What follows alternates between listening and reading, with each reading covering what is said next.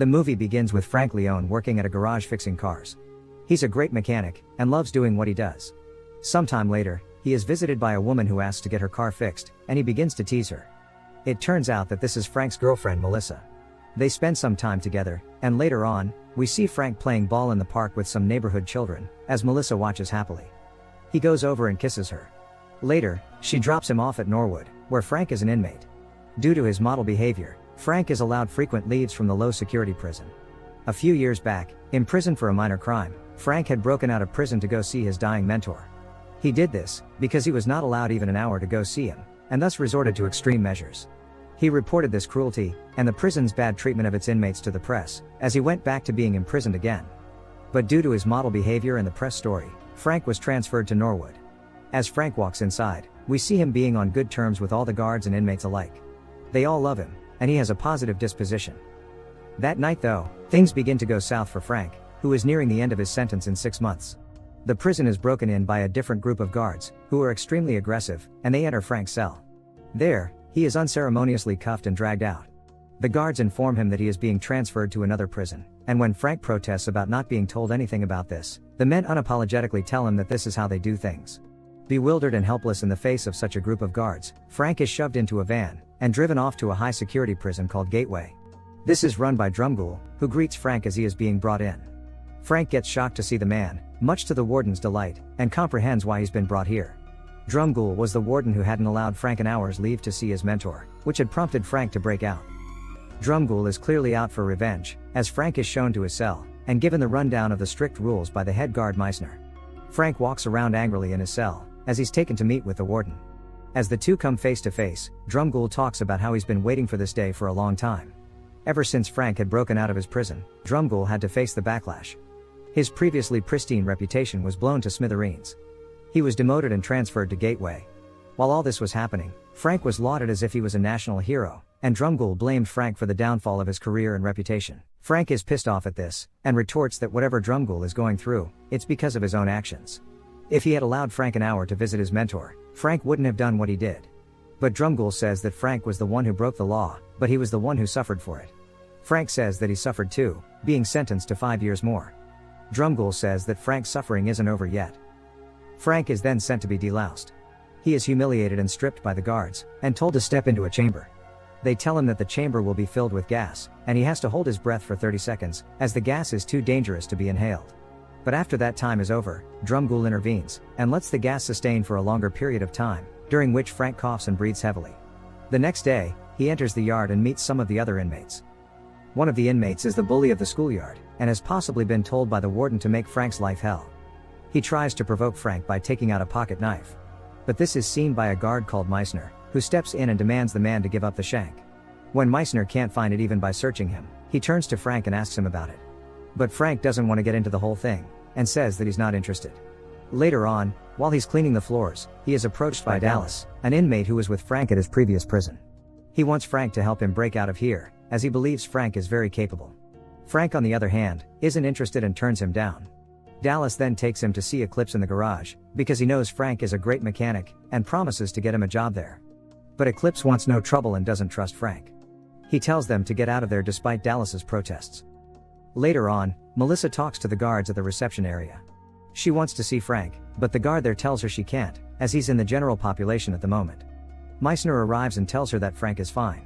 She demands to know why he was transferred despite being a model prisoner, and he replies that it was just a routine transfer. In the next scene, Frank is seen cleaning a piece of machinery, when Dallas finds him again. Dallas has gotten a hold of some blueprints and has an escape plan. He tells Frank that there is a pipe they can escape through, and then after that climb a smaller pipe to get to the roof. Frank good-naturedly dismisses Dallas's plan, because the pipe Dallas proposes they crawl through, is hot enough to fry them up. During lunch, Frank spots a young unseasoned-looking inmate sitting alone, and joins him along with Dallas. The guy is known as First Base, and tells the men that he doesn't want to be a part of their group. Just then, they see an inmate stab another inmate with a knife, and walk away casually. Frank tells First Base that the only way to survive this prison is to stick together. One day, Frank and First Base are hanging out in the yard, when they are provoked into playing a game of football with Cenk and his buddies. Frank is roughhoused, but is otherwise a good player. Watching this play out, Eclipse gets angry at Frank being outnumbered and beaten up by the men, and joins in. The two of them win the game, and later on, a fight breaks out, which is stopped by the guards. This earns Frank Eclipse's respect, and he invites him to work at the garage. When Frank shows up, Eclipse shows him around, and they come across an old Ford Mustang. It's a great car way past its glory, and Frank offers to fix it up.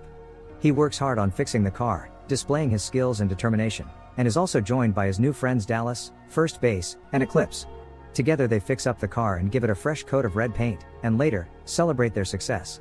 First Base and Frank are hanging out in the car, when Frank teaches him to drive, and lets him drive around the garage.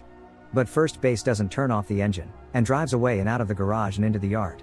There he is ultimately stopped and pulled out, but Frank is the one who gets in trouble, because Drumgoole just wants any excuse to beat the poor guy up. Frank is taken to solitary confinement and tortured for days. He is treated unfairly and beaten by the guards. Meissner gets angry when he finds out what was happening, and berates the guards. He lets Frank out, and even apologizes to him. He takes Frank to his cell, and also gives him Melissa's letters. The letters were not given to him on orders of the warden, but Meissner felt the unfairness of this, and took it upon himself to get them to Frank. When Frank visits the garage the next day, his friends are angry on his behalf. But Frank tells them to cool it, because his sentence will end in 21 days, and he can make it through anything Drumgoole throws at him till then. But Drumgoole has other plans. The warden wants an excuse to get Frank in trouble with more time, so he can extend Frank's sentence, so he allows prisoner Chink, and his bullying friends, to kill First Base in the gym. Frank fights and defeats Chink, but he spares Chink's life because he knows that's precisely what Drumgoole wants. Drumgoole, who has been watching this, gets angry when Frank doesn't kill Chink and foils his plan. But one of Chink's men stabs Frank with a shank.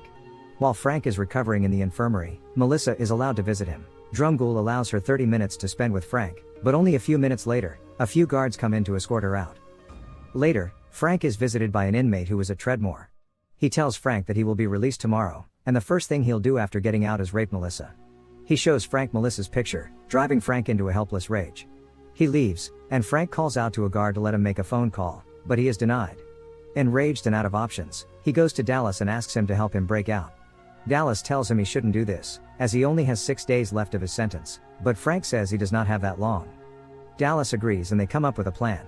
That night, Frank overpowers a guard and runs out of the cells, followed by Dallas. They crawl through a narrow space and come to a crossroad. Frank thinks they should run one way, but Dallas insists they go the other.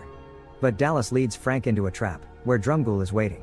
The sadistic warden gloats that now Frank can be given a 10-year-long sentence for attempting to run away for the second time. It was his plan to make Frank believe that his girlfriend was in danger. Dallas, who has betrayed Frank, asks for his promised reward, which was that he will be released from his life sentence, but Drumgoole denies him that. He has him beaten and thrown into a pool of water. He leaves, and the guards start to beat up Frank, who fights back and defeats them all. He is about to save Dallas, who apologizes to him, when one of the guards who had fallen in the water grabs Frank. Dallas saves Frank's life by putting a wire into the water, electrocuting both himself and the guard. Frank begins to run, and has the security think he's running away from the prison. As they look for him outside, Frank turns up behind Drumgoole, and drags him to an electrocution chair. He tapes his hand to the switch. If he is shot, his hand will trip the switch and electrocute the warden. Meissner and the guards arrive, and Frank makes Drumgoole confess his entire scheme. He then pulls the switch, but nothing happens, revealing that he had powered it off, and just wanted Drumgoole to confess.